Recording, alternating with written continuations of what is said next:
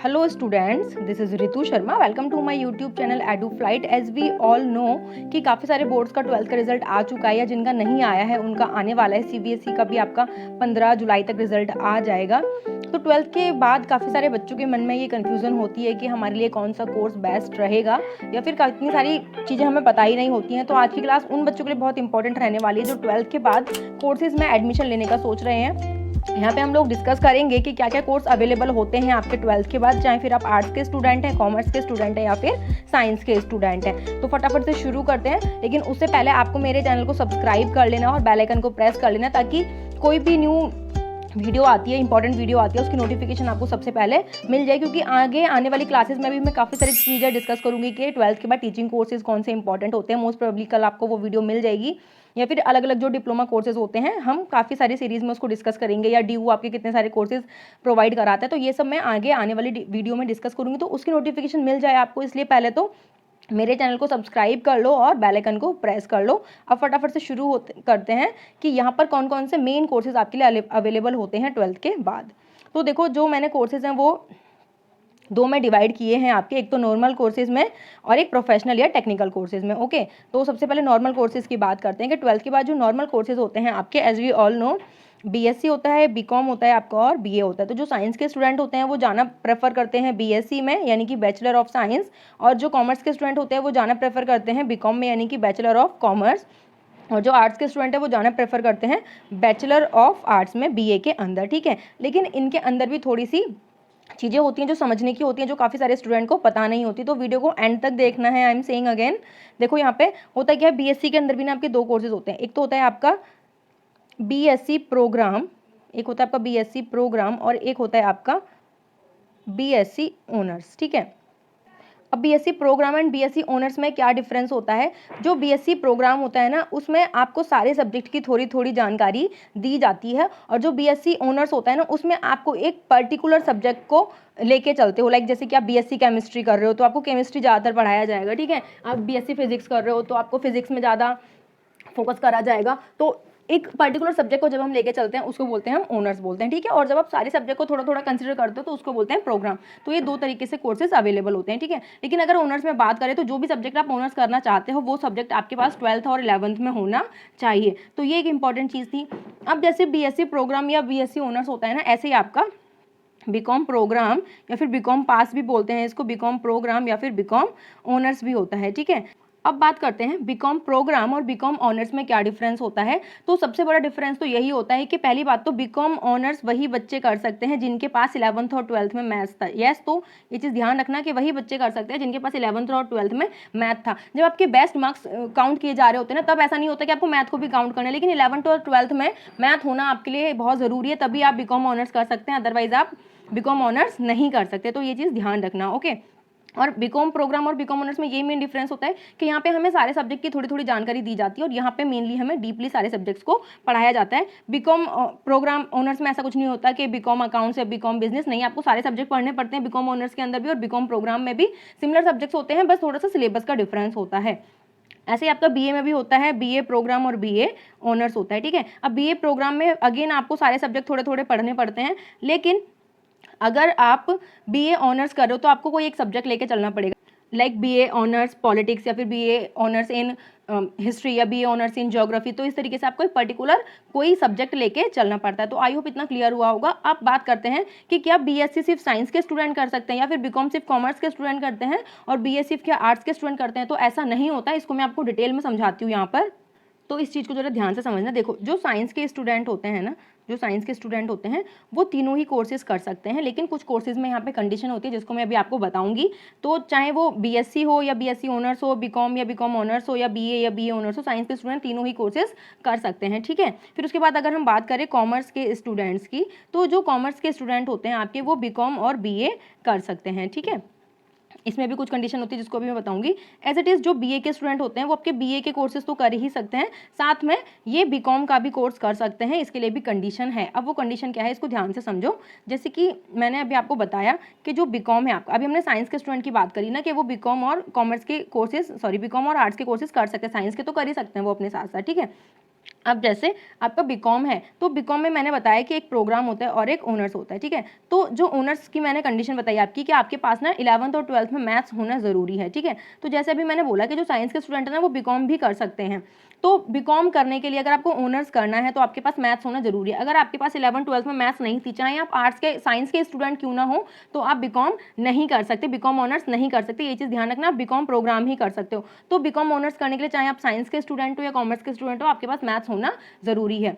फिर अगर हम आर्ट्स के स्टूडेंट्स की बात करें तो आर्ट्स के स्टूडेंट भी बीकॉम कर सकते हैं, लेकिन ऑनर्स करने के लिए उनके पास भी मैथ्स होना जरूरी है, अदरवाइज वो प्रोग्राम कर सकते हैं। देखो जनरली ऐसा नहीं होता कि आर्ट्स के स्टूडेंट बीकॉम करें, क्योंकि वो प्रेफर नहीं करते। बीकॉम में आपका सारे 11th-12th का अकाउंट्स आपको पता होना चाहिए, तब वो आपके लिए बेटर रहता है। लेकिन करने वाले बच्चे करते हैं, जिनको लगता है हम कर लेंगे। जनरली ऐसा नहीं होता कि आर्ट्स के स्टूडेंट बीकॉम करते हैं। तो मैंने बता दिया कि आप कर सकते हो, अब करना ना करना आपके ऊपर डिपेंड करता है, राइट। अब एक जो आर्ट्स का ही कोर्स होता है, जैसे मैं अगर हम बात करें इको ऑनर्स की, ठीक है, अगर हम इकोनॉमिक ऑनर्स की बात करें तो इकोनॉमिक ऑनर्स के लिए भी कुछ कंडीशंस होते हैं। जैसे कि साइंस के स्टूडेंट को मैंने बताया कि वो आप सारे कोर्सेज कर सकते हैं, ठीक है, लेकिन इको ऑनर्स में भी कंडीशन होती है कि इको ऑनर्स करने के लिए भी आपके पास मैथ्स होना ज़रूरी है, ठीक है। अगर आप आर्ट्स के स्टूडेंट हो, आपके पास 11th-12th में इको तो था और आप आगे इको ऑनर्स करना चाहते हो, तो आपके पास मैथ्स होना जरूरी है 11th-12th में, अदरवाइज आप इको ऑनर्स नहीं कर सकते ग्रेजुएशन में। ये चीज़ ध्यान रखना, चाहे आप साइंस के स्टूडेंट हो या किसी के भी, आपके पास इको होना मैथ्स होना जरूरी है इको ऑनर्स के लिए। इको होना तो है ही जरूरी, लेकिन मैथ्स होना इको ऑनर्स के लिए बहुत जरूरी है। तो चाहे आप बीकॉम के कॉमर्स के स्टूडेंट हो, आर्ट्स के हो या साइंस के हो, बीकॉम ऑनर्स करने के लिए और इको ऑनर्स करने के लिए आपके पास मैथ्स होना जरूरी है 11th और 12th में। तो ये थी नॉर्मल कोर्सेज की बात। अब बात करते हैं हम प्रोफेशनल कोर्सेज की एक एक करके। तो जो प्रोफेशनल कोर्सेज होते हैं उसमें सबसे पहले हम आर्ट्स की बात करते हैं या ह्यूमैनिटीज़ की बात करते हैं।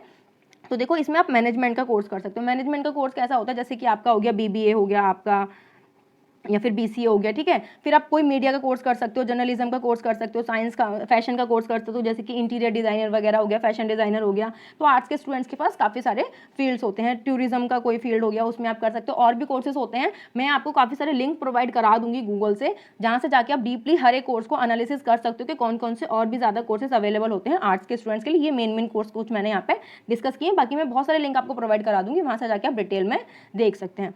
अब बात करते हैं कॉमर्स के स्टूडेंट की।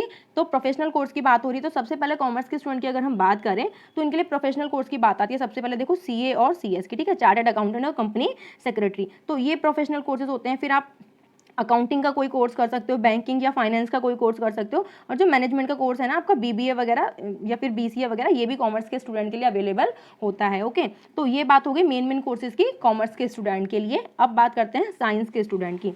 अब देखो साइंस में दो कैटेगरी होती हैं, या तो साइंस में आपने पीसीएम लिया था, फिजिक्स केमिस्ट्री और मैथमेटिक्स, या फिर आपने साइंस में लिया था पीसीबी, फिजिक्स केमिस्ट्री और बायो, या फिर कुछ बच्चे ऐसे भी होते हैं जो पीसीबीएम वाले होते हैं, फिजिक्स केमिस्ट्री बायोलॉजी और मैथ्स, ठीक है। तो अब जो पीसीएम जिनके पास मैथ्स होता है वो बच्चे क्या कर सकते हैं, इंजीनियरिंग और टेक्नोलॉजी कोर्सेज कर सकते हैं। जैसे कि आपका इंजीनियरिंग हो गया, आपका सॉफ्टवेयर इंजीनियर हो गया, या फिर मैकेनिकल इंजीनियर हो गया। टेक्नोलॉजी कोर्सेज लाइक बीटेक वगैरह जो होते हैं आप ये कर सकते हो। फार्मेसी का कोई कोर्स कर सकते हो, like B pharma, D pharma. Architecture का कोर्स कर सकते हो। और साइंस वाले स्टूडेंट के लिए जितने भी आर्ट ग्रुप के और कॉमर्स ग्रुप के फील्ड होते हैं ना, ये सारे तो खुले हुए हैं साइंस वाले स्टूडेंट के लिए, तो आप ये भी कर सकते हो। फिर अगर हम बात करें पीसीबी की, यानी कि फिजिक्स केमिस्ट्री और बायो, तो देखो बायोलॉजी जिन स्टूडेंट्स के पास होती है उनके पास एक बेनिफिट होता है कि ये मेडिकल का कोर्स कर सकते हैं, लाइक आपका एमबीबीएस हो गया या आयुर्वेदा में जो भी मेडिकल कोर्स होते हैं वो आप कर सकते हो। तो मेडिकल कोर्सेज सिर्फ आपके लिए ही अवेलेबल होते हैं जो बायोलॉजी के स्टूडेंट होते हैं। फिर फार्मेसी भी आप कर सकते हो, जो अभी मैंने बताया बी फार्मा, डी फार्मा। कोई साइंस रिसर्च का कोर्स है वो कर सकते हो। और अगेन इनके लिए भी कोई भी आर्ट ग्रुप का कोर्स है या कॉमर्स ग्रुप का कोर्स है वो तो ये सारे कर ही सकते हैं। तो ये हमने देखा क्या कि जो नॉर्मल कोर्स होते हैं आपके बीएससी, बीकॉम और बीए, इसका मैंने क्राइटेरिया बताया कि साइंस के स्टूडेंट सब कर सकते हैं, लेकिन उसमें भी कंडीशन होती है। लाइक मैंने बीकॉम ऑनर्स की कंडीशन बताई, इकोनॉमिक्स की कंडीशन बताई आपको, राइट।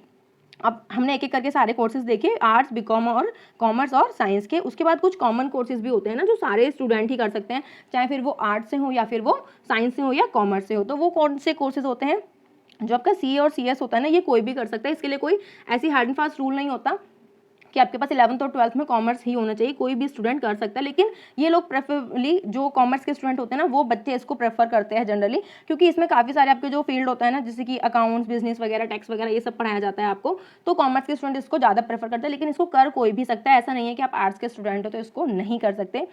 फिर आपका लॉ का कोर्स होता है like BA LLB BCom LLB, तो ये भी कोई भी कर सकता है। आपका साइंस का स्टूडेंट है, कॉमर्स का या आर्ट्स का, मैनेजमेंट के जो कोर्स बताया मैंने BBA वगैरह होता है आपका, बैचलर इन बिजनेस एडमिनिस्ट्रेशन, ये भी कोई भी स्टूडेंट कर सकता है।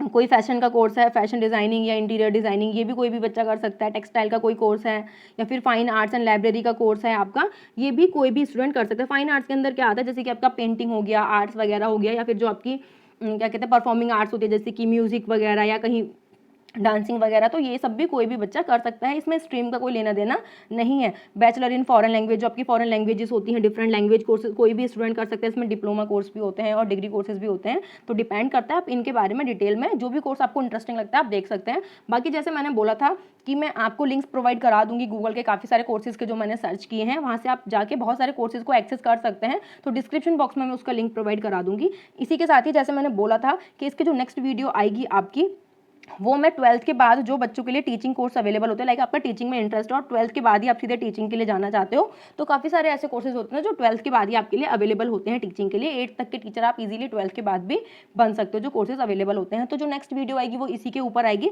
तो प्लीज़ चैनल को सब्सक्राइब कर लो और बेल आइकन को प्रेस कर लो, ताकि कोई भी इंपॉर्टेंट वीडियो आती है आपसे रिलेटेड तो उसकी नोटिफिकेशन आपको सबसे पहले मिल जाए। उसके बाद भी अगर अभी भी आपको कोई भी कंफ्यूजन है तो आप मुझसे कमेंट बॉक्स में पूछ सकते हैं, मैं ट्राई करूंगी सारी कंफ्यूजन को दूर करने का। बाकी मिलते हैं नेक्स्ट वीडियो में। वीडियो अच्छी लगी तो प्लीज़ वीडियो को लाइक करना मत भूलना, सब्सक्राइब कर लेना चैनल को अगर अभी तक आपने नहीं किया है। थैंक यू फॉर वॉचिंग, मिलते हैं नेक्स्ट वीडियो में, तब तक के लिए take care, bye bye, all the best.